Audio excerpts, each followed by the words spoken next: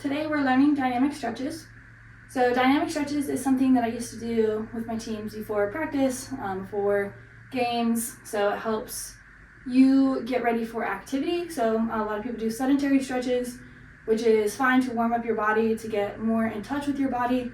And then you want to do dynamic stretches to start to prepare you for more intense exercise.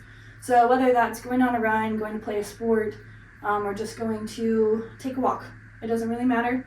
I like to do it because sometimes I sit on the floor to do work and I don't want to sit on the floor to stretch. I want to be moving, or I've just been sitting all day and I don't want to sit and stretch. So dynamic stretches are a really good way to add movement into your stretching, and then get some mobility work without having to sit, especially if you sit all day, which is it's a lot, so you don't want to sit anymore. So first one I like to do is called a hamstring sweep. All of these, I guess before I go in, I like to move through different ranges of motion. So it's important that we not only stretch our muscles in one direction, because this isn't always going to be the position that my foot hits the ground, okay? Or that my hamstring activates. So you really want to move around, start to shift, especially with the hamstring one. I'll show you. You can shift from the hips or you can shift from the chest, and you'll feel different things. So definitely play around with it and see what feels good for you. But definitely don't be afraid to add movement and twisting and shifting to these exercises, to these stretches. So first one, hamstring sweep. Kick that right leg out, heel to the ground, squeeze your quad, and then bring your toe to your shin.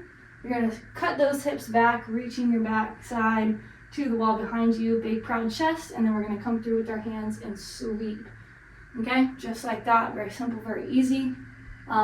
Take it a little bit slow at first, and then you can start to pick it up. Then we'll take a walk in between, a couple steps, shake it out, and then kick that left leg out, squeeze the quad, heel down, toe to the shin, cut the hips back, and sweep through, big proud chest, just like that. And then back and forth. Like I said, I like to kind of take my hands and sweep them around, get different parts of my hamstring as we're going through. Woo.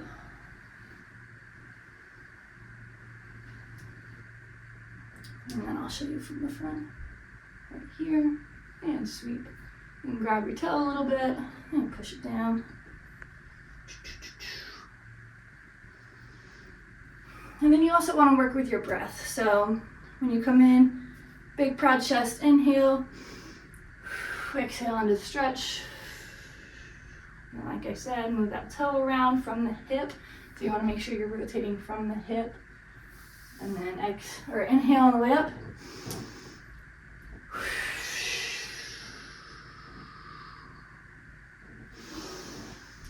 And then I like to get about 3 to 5 on each side.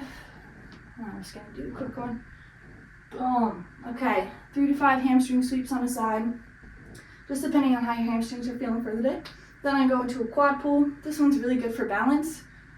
So be careful as you're going through this. If you need to grab a tree, a fence, whatever you got to do, if you're outside or a wall, totally fine.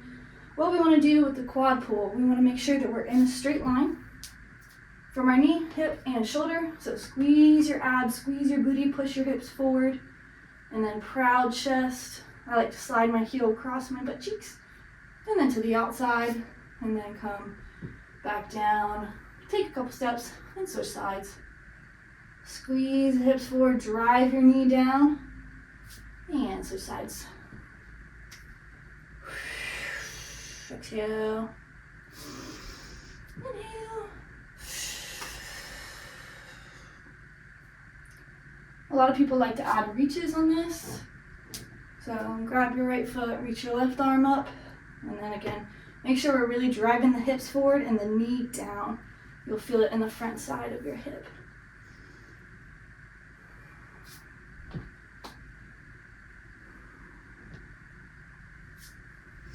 Again, about 3 to 5 each side.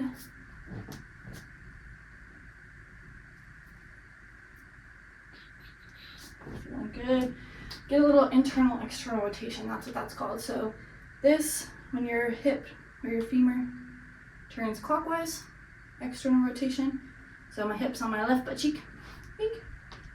And then when you pull it out, this is internal rotation. So it internally rotates your hip in your hip joint, okay? And that's really important for healthy hips, is really focusing on healthy internal and external rotation. I think a lot of us get external rotation because a lot of people walk like this or sit like this, you know? So it's really good to get that internal rotation. Next one, I do figure 4. So again, balance. These are really good for balance because a lot of it is single leg, which is really important for just general health. So figure 4. 4. Slide your hips back. If your knee comes up, that's totally okay. It just means your hips are a little tight, and that's fine.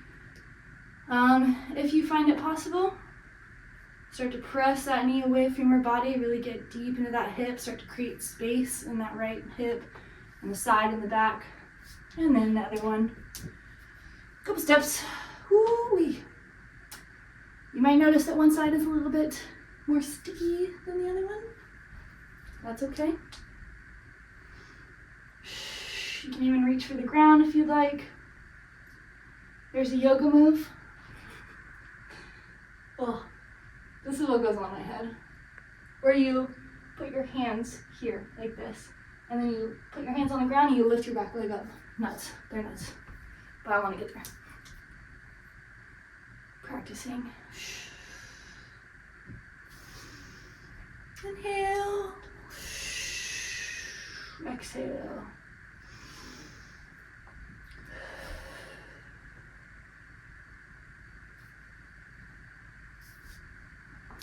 And then I like to shake it out after that one because my hips. Okay. 2 more lunges. Okay. So I'll step forward. I'll drop down. I'll get a twist in. If you want to, you could take it back or the back leg down. Get a reach overhead. Maybe get in some twists. This one I do more during the stretch, less reps, just because there's so many things to do from this position. And then I'll kick that back knee off the ground, pull the back of the left knee to the ground, and then straighten out that left knee. I think it's probably the best way to say that. If you want to, pull the toes to the shin, really stretch out that hamstring, and then I'll step my right foot to meet my left foot, and then continue walking, step my right foot out, and then a little twist from the floor, maybe a little reach. You don't have to drop that back knee, big reach overhead. Add a little twist, and then hands to the ground, pull that right hip back, straighten that right leg, stretch out the hamstring, and then pull the left leg to the right foot. And then repeat that for a couple times. And then the last one, I guess I should probably repeat them a couple times. I normally do it about 2 or 3 times per side, depending on how it feels. And really, it doesn't have to be a whole lot. Just whatever feels good. And sometimes it'll be different from side to side. One more, for good measure. Ooh, I'm working up a sweat. It's getting hot in here. I'm doing this inside because it's like probably like 50 degrees outside right now, which is beyond me.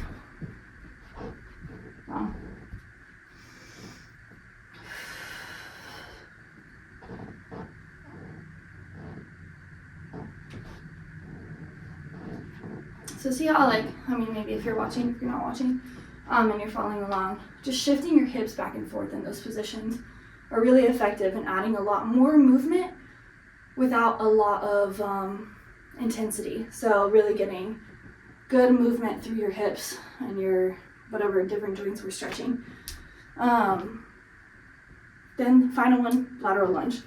So I step out, I shift to whatever side that I stepped out towards, and then I will shift across, keeping it nice and low to really open up that the inside of my hips, and then drop it as low as I can, and back and forth a couple times, maybe straightening it out, adding a little twist or extra hamstring stretches. I'm always about the extra hamstring stretches. And then I'll pull my right leg to my left leg. And then I'll switch. Wow. Talking through this is hard. I'm really gonna have to get fit for this.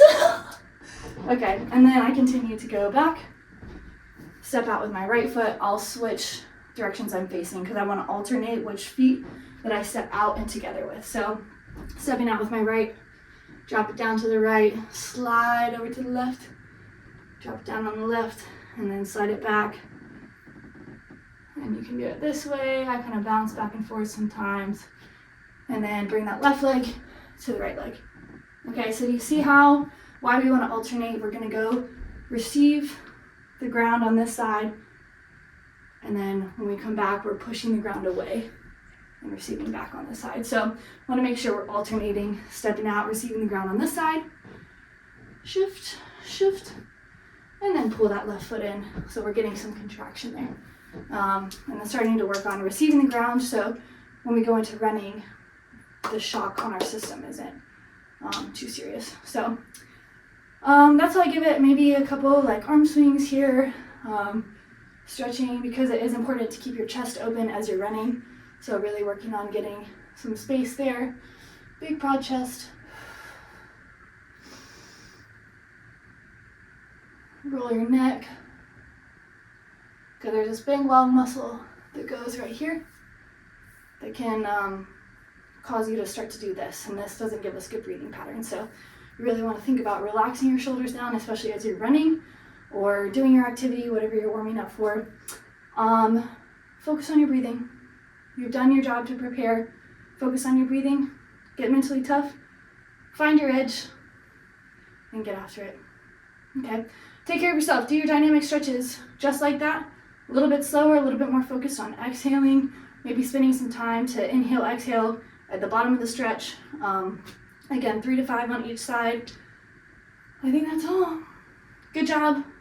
I'm proud of you for even showing up and doing the dynamic stretches. So even if that's all you do all day, clearly got my heart rate up.